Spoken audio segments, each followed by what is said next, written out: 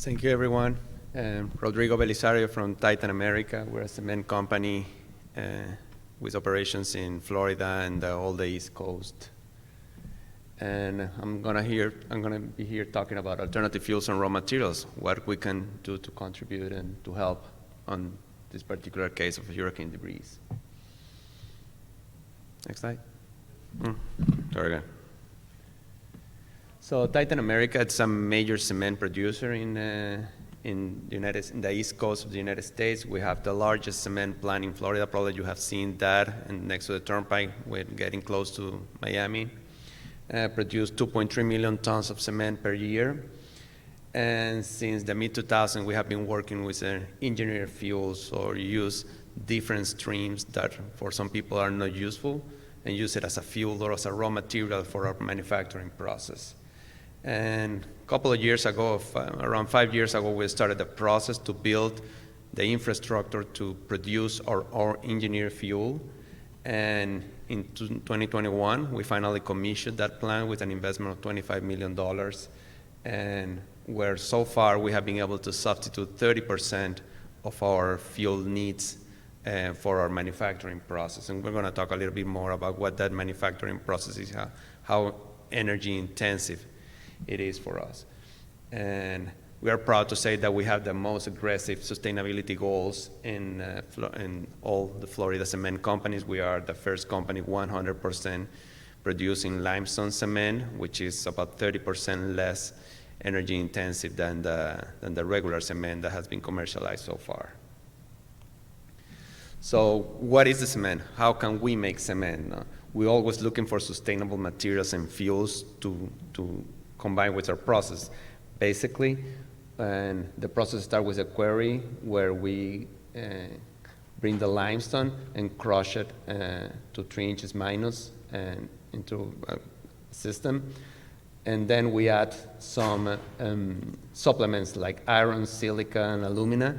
And by the way, these supplements not necessarily has to be virgin materials. We use fly ash, for example, roughly 250,000 tons per year of fly ash from coal fire plants.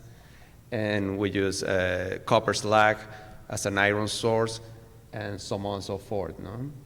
And after that material is pretty finely grinded to a powder, is moved to this preheater system where roughly comes down to 600 degrees and up to 1600 in this area around here.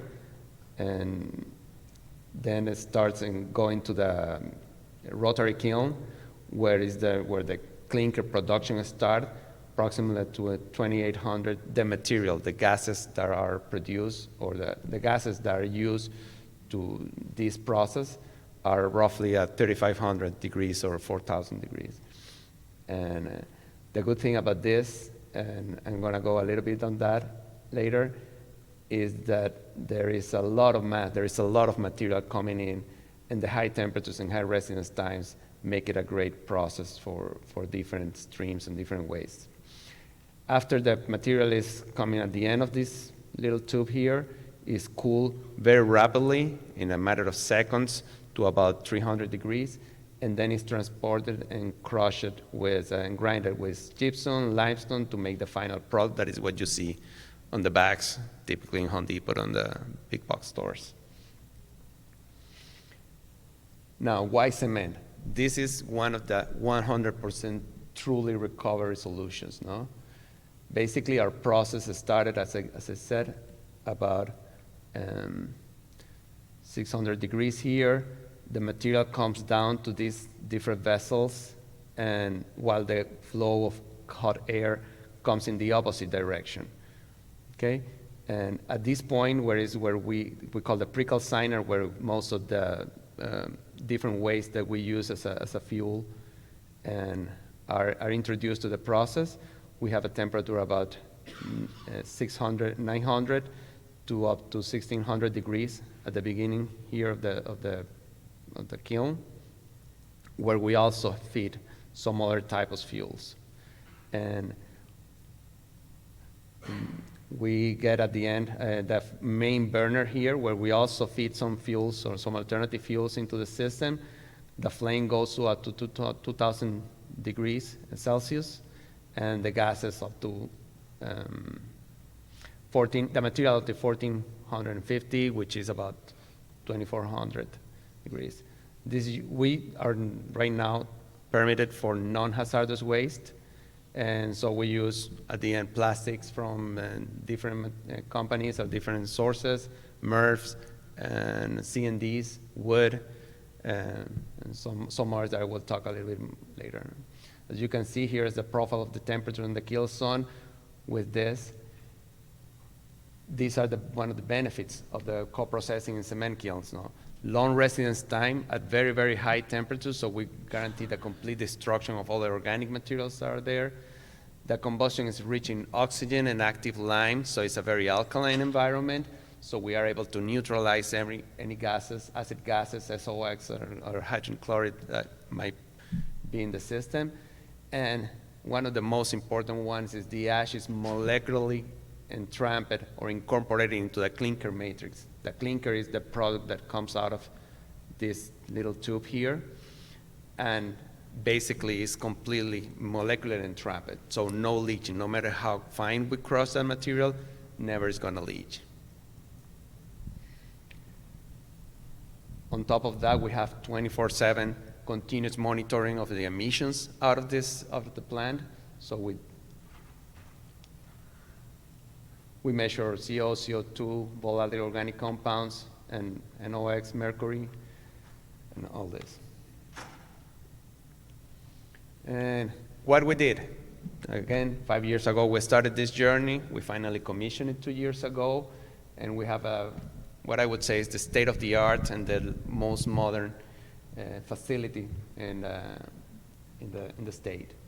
We have our primary, secondary shredders, all the whistles and blowers, and eddy current, wind shifter, adjustment bunkers for moisture, and we have a scanner, optical scanner for quality control. We monitor the chlorine level and the moisture level all the time, an automated operation 24/7, and basically a very competitive price versus other landfills or other disposal solutions.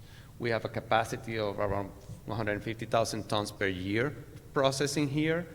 Right now we are around 60, 65, so we have a lot of room to grow. Now, how can we help? How the cement industry, and particularly our plant in Miami, can help in this? Basically, this is our hurricane debris. These are pictures, actual pictures from Hurricane Ian. However, we can mix that. This is the same, hurricane debris is just a mix of commercial, industrial, off-specs materials that we currently use. It's a mix of CND, wood, plastic, textile, carpet, roofing, plastics from CNDs or from rejects, agricultural biogenics, wood, biomass, yard waste, tire chips, some of the fuels that we use on a regular basis, recycling residue. One of our main feedstock right now for our plant is the reject of the MRF in Miami of rooters that we talked about a few days ago and yesterday. Okay, and at the end, we take all this, we pass it through that 25 million investment that we had there to produce this. Basically a fluff material that we can blow into our kiln and substitute our traditional fuels like coal or natural gas or whatever we use.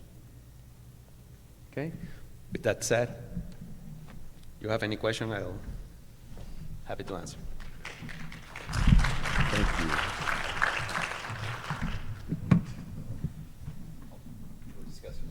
Okay, all right, great. Okay, so we're going to open up the floor for any conversations that we want to start about this and talk about maybe some other opportunities or lessons learned. So are there any questions from the audience?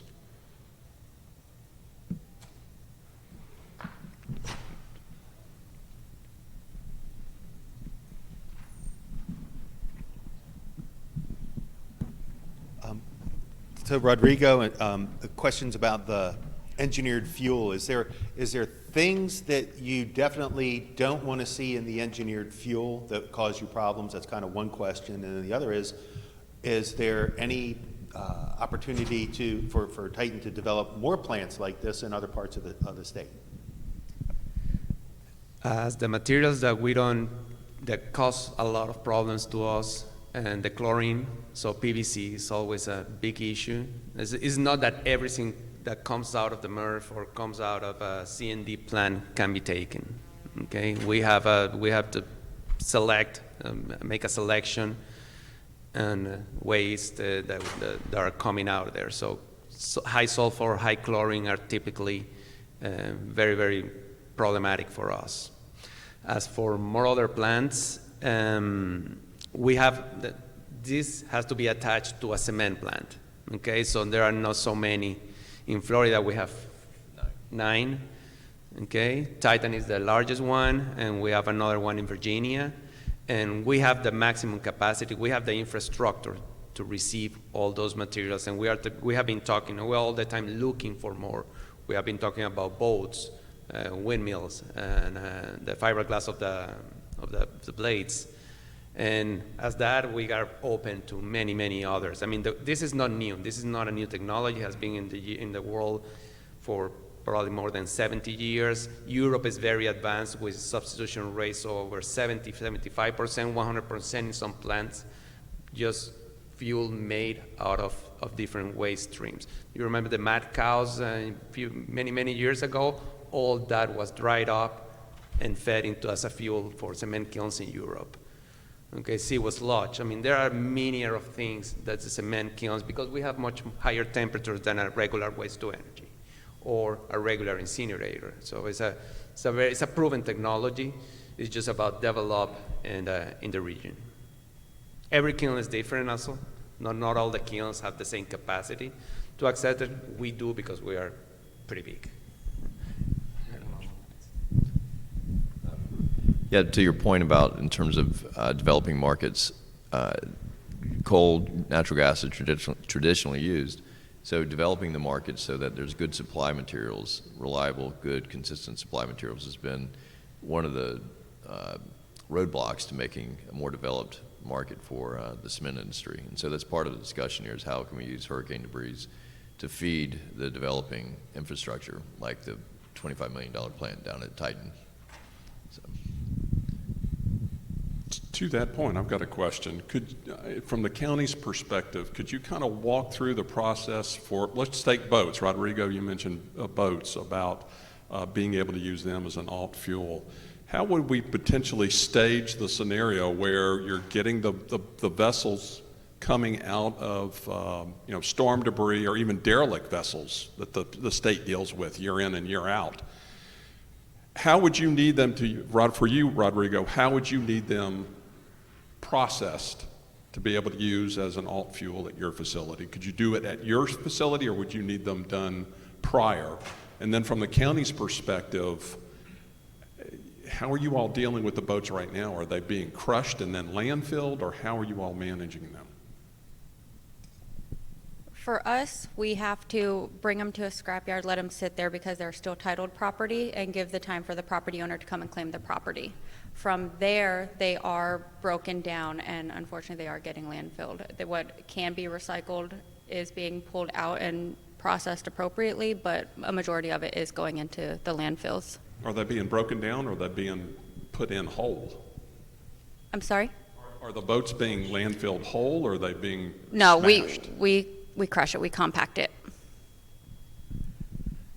As for how the cement plant deal with that, definitely we need to crush them and grind it until 2 inches minus. This is the size that we can blow it into our system, and basically has a decent calorific value. And to substitute some fuel, it has some mineral components, a lot of silica from the glass content, and that can also help on the substitute a little bit the silica that we use from our raw materials.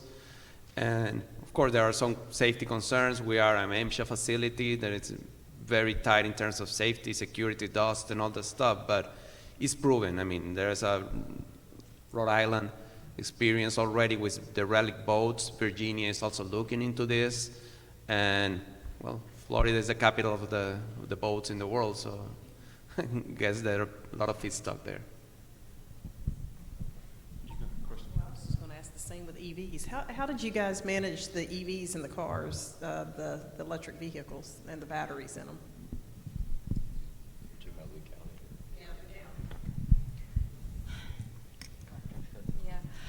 The vehicles fell under the state mission, the Florida Department of Emergency Management, so Lee County didn't have any dealings with those. But I'm also interested to know how they're handling those.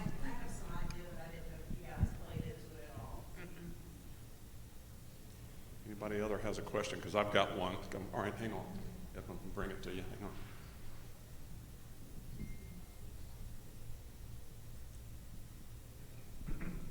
Did you do any analysis of the mulch that was distributed to the agricultural lands to document that it was well suitable?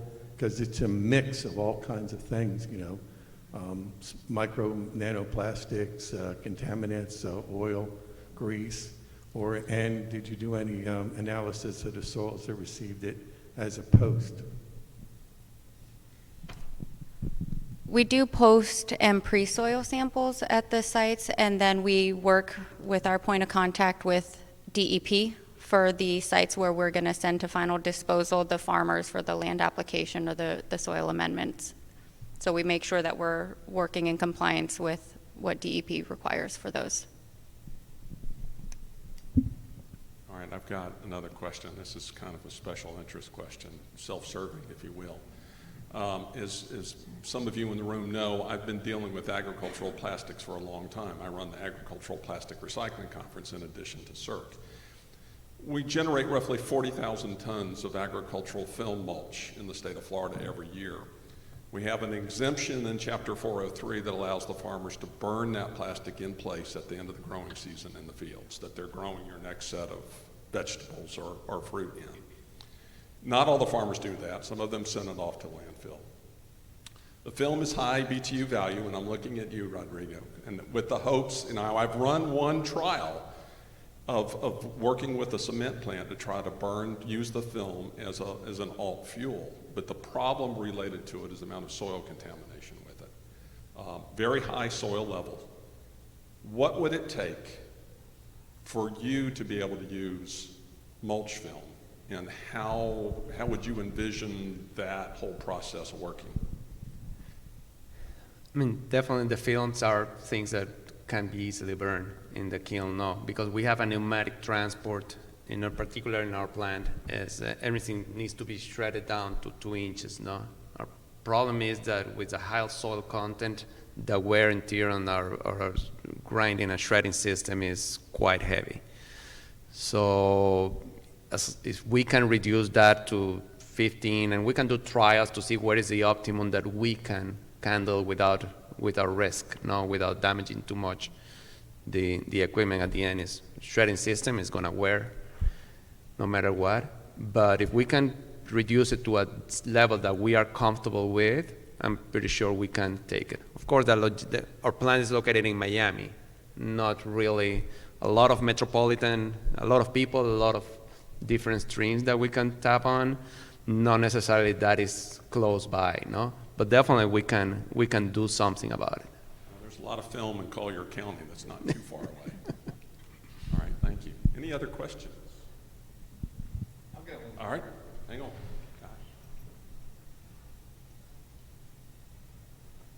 I didn't need to play golf today. I just run around like a center. As concerning the ag film, we have processed some at one of our facilities, and you're right that there's a lot of soil in that's wear and tear, but it also, the soil has no BTU, so the 10, 15,000 BTUs you get out of the plastic is almost sunk by the amount of soil in there. So if you've got half your weight is soil, then you're talking about 6,000, 7,000 BTUs, plus you tear up your machinery. I just wanted to add that in there. If there's a way to wash the plastic, that would be the way to go. Or reduce that soil in a dry cleaning process. Somebody else had their hand up. No? Okay. I do have a question about the TDF chips that you're using, the tire chips. Are you getting those from a local processor? Yeah, we do. We have a contract with a Miami-Dade company that make mulch, rubber mulch, and this little thing that put in the parks, and they also produce for us. We receive probably 60 tons per day of that material, and we have much more. I mean, if you have tires and you want to shred them in 2 inches minus, bring them in. So you shred on site as well? Yeah, we don't have the infrastructure to shred it, but there's equipment out there to do that in an easy way. Take out the metal and cut it down. Thank you. All right, any other questions? Well, seeing none, thank you, panelists and presenters, for doing what you do and sharing with us your story of how you manage the storm debris and how, from a cement plant, both Rodrigo and Max, how you guys deal with the alt fuels issues. Let me just make a couple of comments in closing. I will be packaging all the presentations to PDF and shooting those out to everybody along with the videos. Thank you, AV guys, for doing what you guys do, because I could not do that anymore. I got enough to do with all the conference stuff that we've done. I don't need to be doing AV anymore. So thank you. I'll get all those packaged up and send it out to everybody. I will back in Destin next year. Hopefully, the majority of you can join us there. I want to thank everybody for your participation and have a safe trip home. Thank you, panelists.